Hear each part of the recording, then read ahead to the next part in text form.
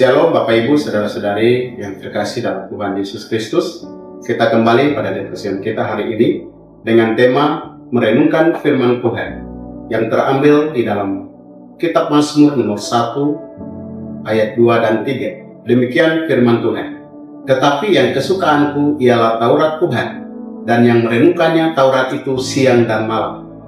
Ia seperti pohon yang ditanam di tepi aliran air, yang menghasilkan buahnya pada musimnya, dan yang tidak layu daunnya, apa saja yang diperbuatnya berhasil.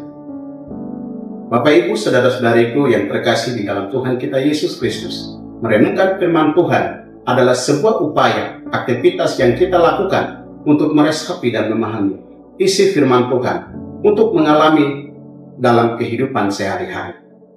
Membaca dan merenungkan firman Tuhan bukan sekedar pemahaman, bukan sekedar pengetahuan, tetapi melibatkan Tuhan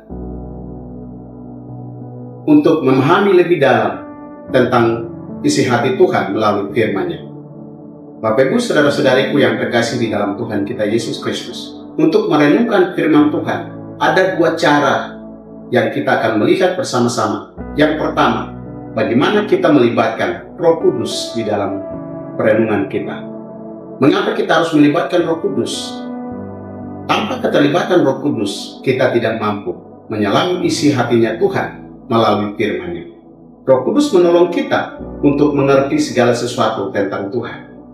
Sebelum Yesus berangkat ke surga, Ia menjanjikan kepada murid-muridnya bahwa Ia akan mengirimkan penolong bagi mereka, yang terdapat di dalam Yohanes pasal 14 ayat 16-17 yang berkata, "Aku akan meminta kepada Bapa, dan Ia akan memberikan kepadamu seorang penolong yang lain, supaya Ia menyertai kamu selama-lamanya, yaitu Roh kebenaran. Dunia tidak dapat menerima Dia, sebab dunia tidak dapat melihat Dia dan tidak mengenal Dia. Tetapi kamu mengenal Dia, sebab Ia menyertai kamu, akan diam di dalam kamu." Bapak Ibu, Saudara-saudariku yang terkasih di dalam Tuhan kita Yesus Kristus, Roh Kudus sebagai penolong kita yang dapat membimbing kita untuk mengenali Tuhan. Roh menyatakan isi hati Tuhan yang tersembunyi di dalam firman Tuhan. Tanpa Roh Kudus kita tidak mampu. Tanpa Roh Kudus kita tidak kuat. Tanpa Roh Kudus kita tidak bisa melakukan apa-apa. Sebab Roh Kudus adalah penolong kita yang memampukan kita untuk melakukan firman Tuhan. Setelah kita memahami dan mengerti firman Tuhan, kita dapat mengalami namanya transformasi dan pertumbuhan rohani secara signifikan, dan buah-buah roh, buah-buah firman itu akan tercermin dalam perilaku kehidupan kita sehari-hari.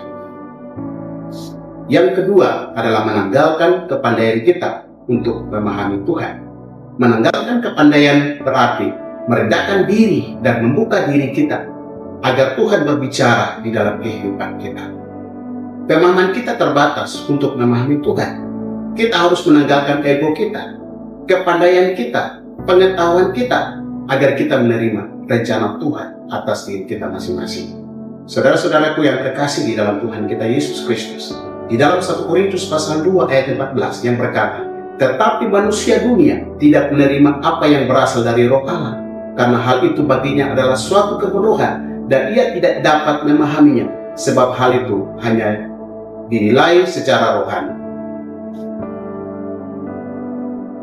Mazmur Daud menganalogi dengan sebuah pohon yang ditanam di tepi aliran air, yang menghasilkan buahnya pada musimnya, dan yang tidak layu daunnya, apa saja yang diperbuatnya berhasil.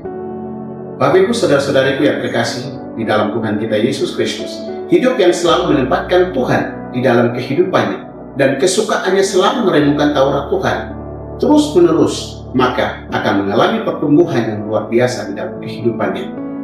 Di dalam Galatia pasal 5 ayat 22 dan 23, buah roh dari kesetiaannya, buah dari kesetiaannya, ada 9 buah roh yang akan memenuhi di dalam kehidupannya, yaitu kasih, sukacita, damai sejahtera, kesabaran, kemurahan, kesetiaan, dan kelemah lembutan.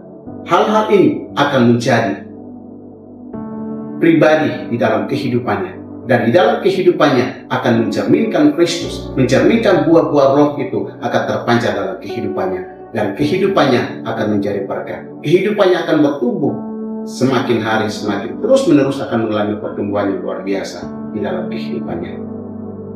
Di dalam Yosua pasal 1 ayat 8 yang berkata, "Janganlah engkau lupa memperkatakan kitab Taurat ini, tetapi renungkanlah siang dan malam, supaya engkau bertindak hati-hati sesuai dengan segala yang tertulis di dalamnya, sebab dengan demikian perjalananmu akan berhasil dan engkau akan beruntung."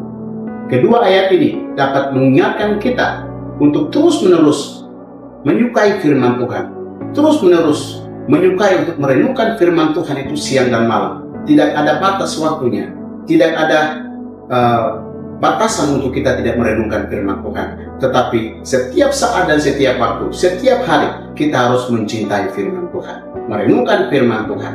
Tanpa membaca dan merenungkan firman Tuhan, kita tidak dapat mengalami pertumbuhan di dalam kehidupan kita. Kiranya Tuhan Yesus memberkati kita. Shalom.